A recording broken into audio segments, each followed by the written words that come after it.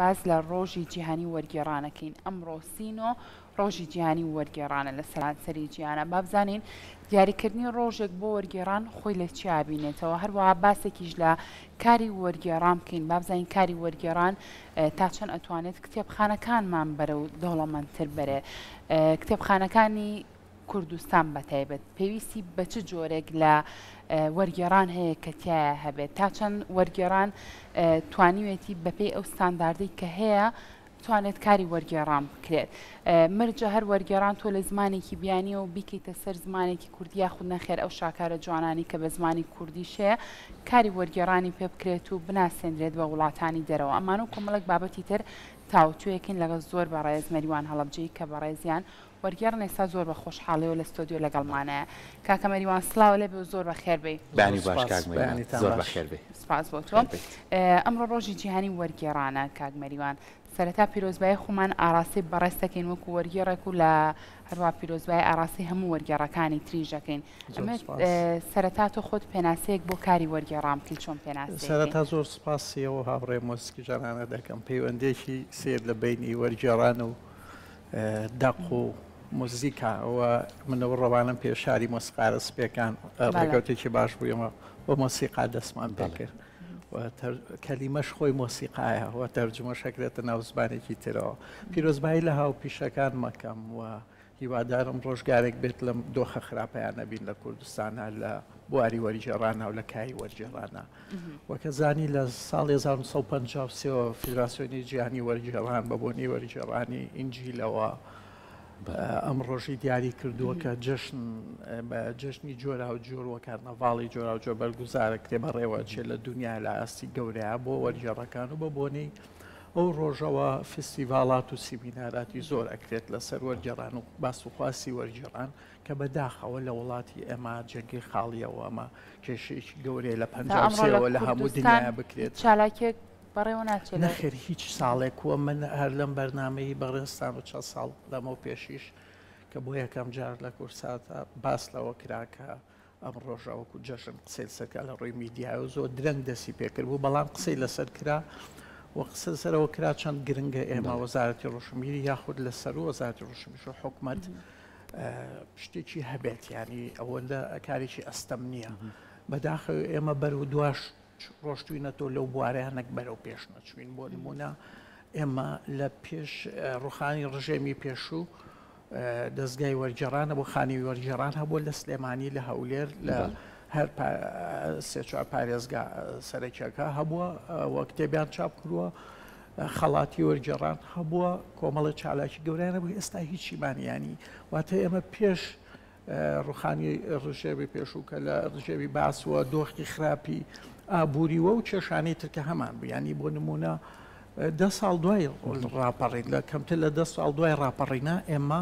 جەژن و کارنەڤاڵمانە بووە بۆ وەرگێڕان. ئەگەر لەو ڕۆژەشانە بوو بێکە ئەو کاتە نەزانە، بەڵام ئاگادار بووم و ئامارم لایەکە خەڵات بۆ وەرگێڕان هەبوو، بەسەرکردنەوە بووە و دەستگای تایبەت هەبوو بۆ وەرگێڕان و کتێبی وەرگێڕانی چاپ کردووە بەبێ تالیف. ڕاستە و خۆ بەسکاری چاپکردنی وەرگێڕان بووە کە بەداخەوە لە ئێستا نیمانە ئەو کێشەیە. زۆر نەشریات هەبووە بۆنمە سەرەتاکانی ڕاپەڕین گۆڤار هەبوو بە ناوی گۆڤاری وەرگێڕانەوە، گۆڤاری تایبەت و تەخەسوسی وەرگێڕان کە دکتۆر فاراتوال سەرنووسەری بووە کارێک کرد. گرنگێکی هەبوو لەو سەردەمانەیە گرنگ بۆ گەشەی کاری وەرگێڕان گرنگ بوو زیاتر ببێ نەک نەمێنێ، چکە هەر بوارێک لە بەرچاو بگرین بۆ نمونە ژانرە ئەدەبیەکان بەبێ بوونی گۆڤاری تەخەسوسی و ڕۆژنامە و لاپەڕەی تایبەت و باخپیانی میدیای تایبەت بۆ بوارە ناتوانێت گەشە بکە، بەبێ لایەنی نەزەری ناتوانێت لایەنی پراکتیکی پێشکەوتن بەخۆیەوە ببینێ. ئەگەر ئێستا ئێمە لێرە و لێ شاوێک لە وەرگێڕانە بینین و وەرگێڕانی زۆر خراپی تێدایە هۆکاری نەبوونی دەستگای تایبەت بە وەرگێڕان. باش پالەمایانە بۆستین کە وەرگێڕانی خراپی تیا و لێشاوێکیشە. ئەم دوو دەستەواژێ لەوانەیە تۆزێک گرفت بێ لەگەڵ ئەو هەموو کەم و کوڕیانەی کە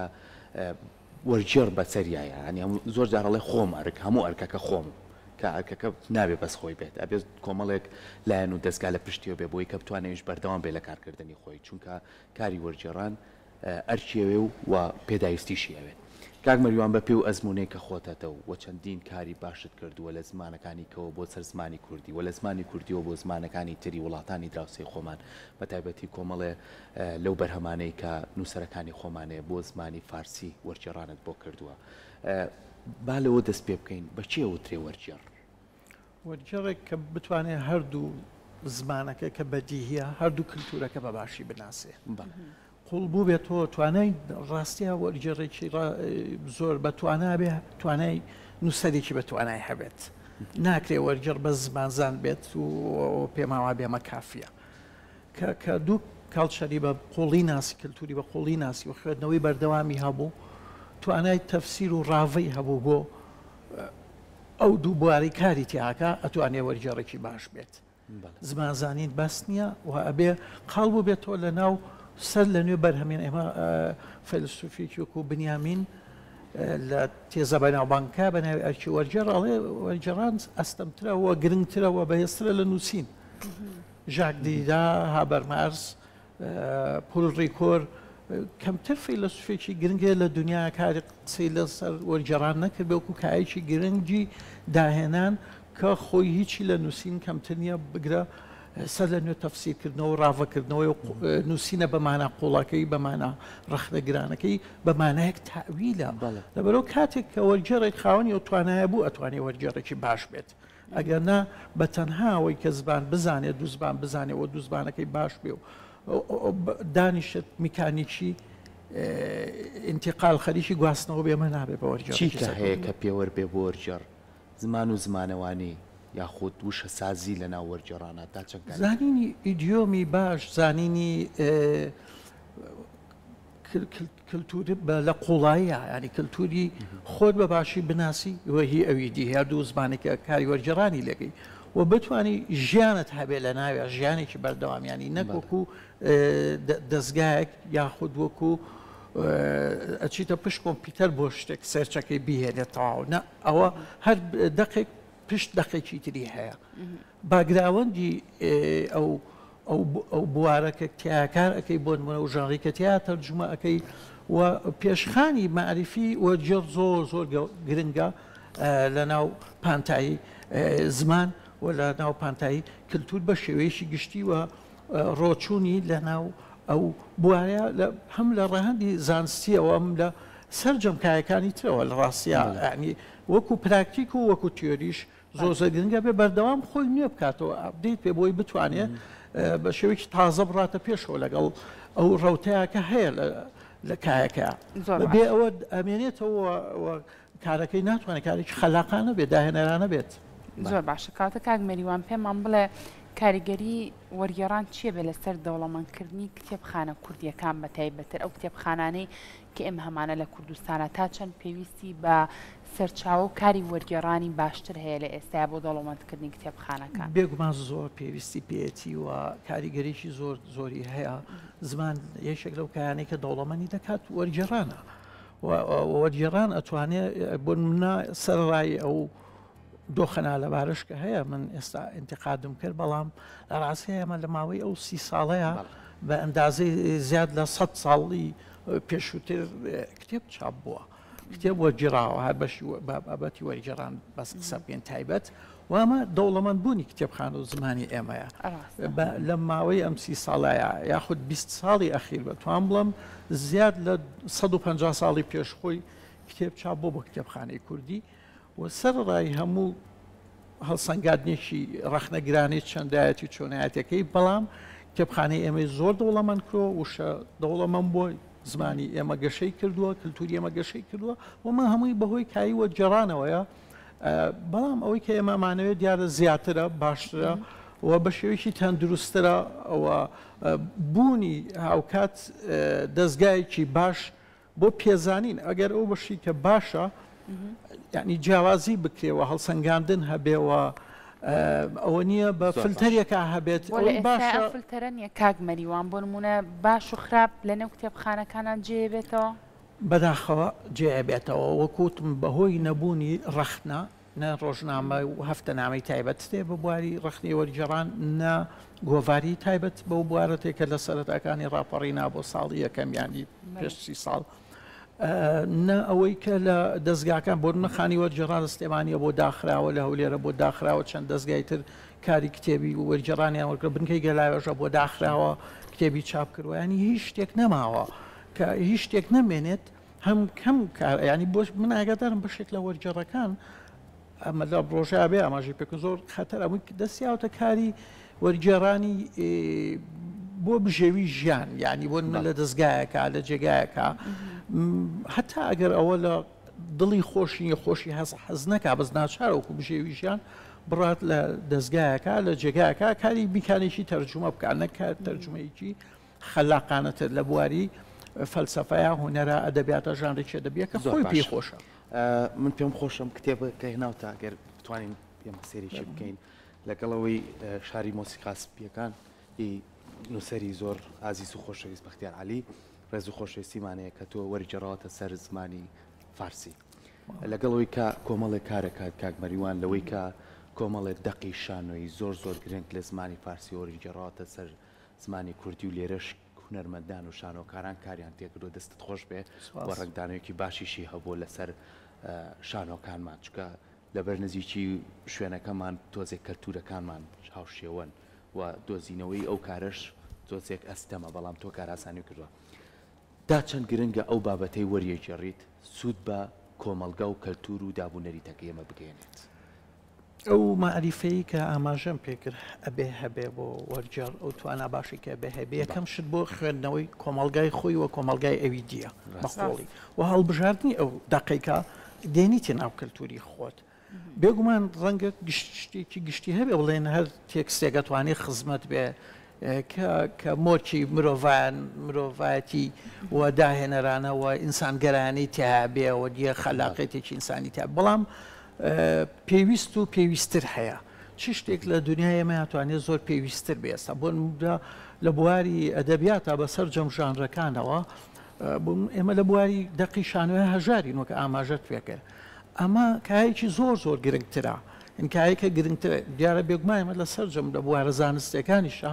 بە شێوەیەکی گشتی پێداویستیمان هەیەوە گرنگە پێویستە بەڵام ئەوەیە کە چی پێویسترە کتێبخانی کوردی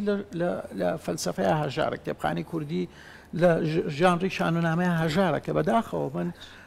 زیاد لە 20 شانۆنامە بەس کتێبم هەیە چاپ نەکراوە جگە لەوانی کە چاپ کراون و چوونەتە سەر تەختەی شانۆ ئەوانەشی هەندێک لەوانەشی کە نەچوون سەر تەختەی شانۆ هەر نیاومە بادێرێنەرەکان پێشکەش کراون و خەڵاتیانوە گرت و لە زۆربەی شارەکان نمایش کراون بەڵام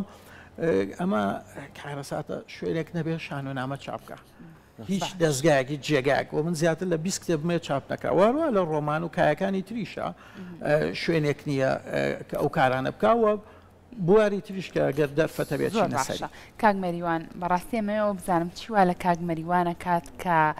دەقێک لە زمانێکی ترەوە بهێنێتە سەر زمانی شیرینی کوردی وەریگەڕێتە سەر زمانی شیرینی کوردی یاخود بە پێچەوانەوە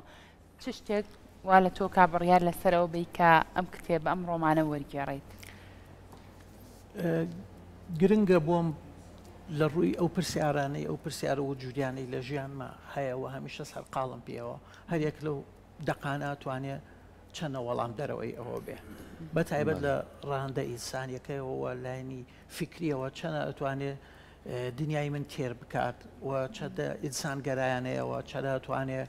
ڕۆشنگەری بە من ببەخشێ و لێەوە فێر بم بێگومان چێژیش ئەمانە زۆر زۆر گرنگە بۆ من کە دەقێک هەڵە بژێرم بۆ کاری وەرگێڕان چ لە زمانی دایکیمەوە بۆ زمانی ئەویدی کە لە سەرەتاو لە حەفە ساڵیا بۆ شێوەیە دەست پێوکرد تا ئێستا بەردەوام چ لە زمانی ئەویدیۆ کە ئەو زمان فارسی لێ کاری وەرگێڕانی بۆکەم بۆ کوردی زۆر بۆم گرنگە و زمانە چیم پێ ئەبەخشێت چەندە جیهانی من دنیابینی من ئەتوانێت فراوان بکە و شتێکی تازە ئیزافەکە بە من وەک تاکێک کە بێگومان لێوەستەکەم ئەتوانێت بۆ کتێبخانەکەم بۆ کۆمەڵگاکەم شتێکی تازەتری پێبێەوە شتێکی نوێ ببەخشێکە دنیای ئێمە نوێتر بکاتەوە و بەردەوام هەوڵیەوە بین لە نوێبوونەوە بین و پرسیاری تازە دروستکەین و فێری گفتوگۆمان بکە گفتوگۆ بنەمایەکی زۆر گەورە و گرنگی بوو ناسانەیە و لە هەموو شتێک زیاتر پێویستمان پێیتی لە دنیای ئێمە کە وەرگێڕان و دەقە تازەکان و ئەوەی لە زمانی ئەوی دیا ئەتوانێت پرسیارکەر بێتوانێت لە دنیای ئێمەشا بێکمان پرسیارکەر بێوەشتی نوێمان پێ ببەخشێ بتوانێت وامان لێ بکات دابنیش لە پێشمێزی گفتوگۆ و پرسیارەکان بێ کۆتا لیان بکۆڵینەوە بتوانین ڕاوی تازەمان هەبێ بۆ شتەکان. زۆر باشە، زۆر کات وەرجێڕ وەکو کارکتەرە وایە کا بێتە پردی نێوان گۆڕانکاری کەلتورەکان یاخو بەخشینی کەلتورێ بە کەلتوری و کەلتوریش تریش بۆ ناو کەلتورەکەیکە. تۆ میشە کارێکت کردووە کە کۆمەڵە دەقتێناوە لە وڵاتێکی جیاوازەوە، بەڵام هەمیشە نەژوەستایی لەوەی کە بڵێ ئێمە هەر وەرەگرین، بەڵام ئێمە نیمانە، بەڵام ئێمەش هەمانە، ئێمەش نووسەرمانەیە کە تۆ بە وڵاتانی بناسیێنی. ئەم نمونەی بەختیار عەلی کە لە وڵاتی ئێران بڵاو بووە فیدباکی چۆن بوو؟ چکە تۆ لە ناو نووسەران و وەرجێڕان و ئەدیبانی ئێرانە وەکو هاوڕێیەکی خۆیان سێر دەکەن، وەکو کەسێکی زۆر باش سێر دەکەن، من لە نزیکەوە ئاگادارم. سپاسەکەم. بێگومان دەنگانەوەی زۆر باشی هەبوو. من وەک ئەزانی کە هەموو کەسانی لە کوردستان خوێنەری ئەدەبیاتن ئاگادارنزان شاری مۆسقارسپەکان یەکەم شاکاری ئەدەبی کوردیە دەربارەی ئەنفال، جیرۆسایتی ئەنفال، نەسل کوژی ئەنفال، و ئەمە زۆر گرنگە کە جگە لە لایەنی هوەری کە ڕۆمانێکی زۆر بەرزە لە ڕاستیا ڕۆمانێکە لە ستایشی مۆزیک، لە ستایشی نیگارکێشان، لە ستایشی ستاتیکا، لە ستایشی هوەرە، بەڵام لە ناوەڕۆکێک کە دەربارەی قوربانی بوونی ئینسانی کووردە دەربارەی ئەنفالە و بەداخەوە تاکە ساتی بڵاوبوونەوەی ئەم ڕۆمانە هیچ شتێکیان لەسەر ئەنفال نازانی کە دیارە من 2004 ساڵێک پێش چاپبوونی ڕۆمانەکە بە ئیمەیل بۆی نردبووم نووسەر کە لە تاران بووم و نزیک بە ساڵێکی خایەن وەرگێڕانەکە بەهۆی بوونی سانسۆر لە ئێرانە بە نزیک 16 ساڵ چاوەڕوانیەوە، ینی تۆ ڕەنجی ساڵێک 16 ساڵی چاوەڕوانبی تا مۆڵەت وەربگرێت چاپ ببێ و ئەویش بە کەمێک سانسۆرەوە، بەڵام خۆشبەختانە پێشوازی زۆری لێکراوە. هەم ناچار بووم پێشێکێکی تا ڕادەیەک درێژ بنووسمەوە کاک بەختیار خۆی پێشێکێکی بۆ فارسەکەی نووسی لەبەرەوەی وا نەزانت فەزایەکە کەشێکی ڕیالیسمی جادوێ لە ڕۆمانەکە هەیە کە هەرچەند لێرە لێشە بوو بە پرسیارانزانی کاملەن خەیاڵە ئەوەی کە بردوەکان لە ژێر خاک هەڵەستنەوە هەندێک لە گۆڕەکان دێنە دەرەوە کە بۆ ئێمە واقعیتە لە واقعیەتە کە بە گۆشت و خێرەوە ئەزبوومان کرد بی لەمسمان کرد لەگەڵ ژیاوین تراژی دێ نەتەوە کەمانە و لە پەنامانە و لە ناو ڕۆحمانە بووە، بەڵام بۆ ئەو نەناسرا بوو. خۆشبەختانە زۆری لەسەر نووسراوە تا ئەو ئەندازەی کاریگەریە بوو جێگایکی وەکو سربەخۆی وەکو خانی هونەرمەندانی ئێران کە جێگایکی زۆر گەورەیە داوایان کرد ئەسن کۆنفرانس کۆنگرەی لەسەر ببەسن و بابەتەکەمان فراوانتر کرد لەسەرەوەی کە ئەسەن هەفتەیەک هەبێ لەسەر ئەنفال پەیوەندی ڕۆمان و ئەنفال و ئەنفال لە ڕوانگەی جیاجیاوە ڕاوا بکرێەوە ببینێەوە بناستێ بۆ یەکەم جار کە بەداخەوە تا ئێستا و کارە نەکرا بوو کە ئەبوو ئەمە زۆر پێش ئێستا و کارمان بکردایەوە ئەمە دیارە دەنگانەوەی ڕۆمانێک و کاریگەری ڕۆمانێکە توانێ و کارە بکات. بەڵێ زۆر باشە کاک مەریوانۆک و دوایین پرسیار لە سەرەتای باسی لەوە کردوتت کاری وەرگێڕان لە چاو ڕابردووە بەرەو دواوە چۆ بەداخۆنەوەکو بەرەو پێش بچێ تۆکو وەرگێڕێکی بەتوانا و بە ئەزمون بۆی کاری وەرگێڕان بەرەو پێش بەرین لە کوردستان پێویستمان بە چییە؟ دیارە ئاهڵا دروست نەبێ مەمە بەسمەوەی وەرگێڕان ڕەوتی بەرەو پێشچوونی هەبووە، بەڵام ئەو دۆخەی کە بە مەفهومی پیشەگەرانە پرۆفشناڵ بوون وەرجێڕ لەوە لە پاشەکشا بۆ ینی وەرجێڕەکانمان دەسێنە کاری تر بە ناچاری حەقێتی بۆی بژی لەبەر ئەوەی حکوومەت وەزارەتی ڕۆشنبیری و ئەنجومەنی وەزیرانەکەمان هیچ ئیسراتیژێکی نییە بۆ بواری و ئاسڵان کەلتوری بەلاوە گرنگە لە ناویشیان وەرجێڕان لەبەرەوەیە ئێمە لە پاشەکشیان بەڵگەش بۆی داخستنی خانەکانی وەرجیان بەڵگەڵش بۆیە کە شوێنێک نییە کاری وەرجێڕان چاپکە. ئێستا ئاماژەکرا بە وەرجێڕانی و ڕۆمانە کە دەربارەی تراژیدی نەتەوەی ئێمەیە نەکراوە بە دوو زبان ئەوە نییە جگە لە ئەڵمانی و کوردی بە فارسی زبانێکی تر نەکراوە ڕۆمانت نییە بە زمانەکانی تری دنیا ینی تۆ دوای 30 ساڵ نەتوانی بێ ڕۆمانی خۆت بەریتە ناو 20 زمانی دنیاوە لەو 70 زمانە گرنگی لە دنیا هەیە کەواتە ئەمە لە پاشەکشیان چیت کردووە بە هەوڵی شخصی جوودی شخصی ناکرێ ینی تۆ حیاتی خۆت دانی تو یەکێکی ڕیسکی وا بکە خۆی بخاتە خەتایەتی ئەوی دینایکەوە مافی خۆشێتی لەبەرەوە حیاتیە باڵێ مناڵی ژیانی هەیە هیچ ئیستراتیژێک نە لە پلانێک نە لە حکومەتۆە نە لە کەرتی تایبەتەوە نە لە وەزارەتی ڕۆژئاوای لەبەرەوە ئێمە وەکو ئاستی وەرگێڕان چووەتە پێشەوە گەشەی کردووە سەرڕای هەموو کەم و کوڕێکان وەلو ڕۆ قابلی دەستخۆشیکردنە بە تایبەت لەو وەرگێڕانانی کە ئەکسەریشیان وان بەداخەوە بە جوودی شخصیان هەوڵی تاکە کەسیە عشق نەک ئەوەی شتێک پاڵپشتیانەبی هیچنەوە پاڵپشتێک نییە بەڵام لە بەرەو دوچوونەکە ئەوەیە بۆە فستیڤال هەبواە لەم ڕۆژەیە ئەوە تەقدیر هەبواە لە وەرگێڕ ئەوە جشن هەبواە خەڵاتمان هەبوو وەکو هەموو وڵاتەکانی تری ناوەندێکتان هەبواە بێگومان ڕاستە دەستەکانی خۆش دەستە خۆش بیر لەوە بکرێتەوە کە ڕێگە چارەی باشتر بگیرێت هەبەر بۆ ئەوانەی کە باست کرد ئەو ناوەندانەی کە لە ڕابردووە هەبوو ئەو ناوەندانە هەندێکیان زیندوو بکرێتەوە بۆی کە بتوانن کارەکانی خۆتان بە باشترین بکە سپاس بۆ تۆ دەستە خۆش بە کاک مەریوان سپاس بۆ ئامادەبوون